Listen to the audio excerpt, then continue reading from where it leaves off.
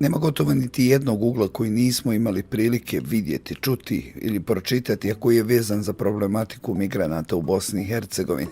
U zavisnosti od ideološke ili političke opredjeljenosti medija gledali smo i huškačke i srceparajuće izvještaje i oni koji govore o nesposobnosti BiH vlasti, ali i o već naučenoj perfidnosti i nefunkcionalnosti međunarodne zajednice koja se eto kao pravi pametna, a zapravo u istoj ravni nesposobna i što je još možda gore nezainteresovana za ono što joj stoji u opisu radnog mjesta.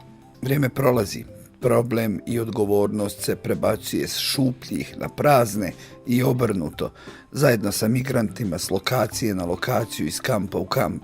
Ugao koji se meni učinio zanimljivim prilikom posjete migrantskom kampu Vučjak, nakon što sam vidio katastrofalne uslove u kojem borave ti nesretni ljudi, je zapravo ugao koji ujedno nudi odgovor.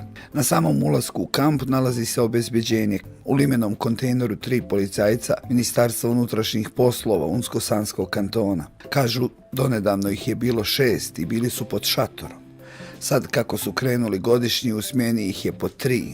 Evo upravo čekaju da im otac od jednog donese da nešto jedu. U gradu je regata i već pomenuti godišnji, pa nema ko da im dostavi hranu. Nemaju kreveta, 2 baštenske klupice na rasklapanje i pripadajući im sto je sve što imaju u kontejneru. Bez klime, bez grijanja.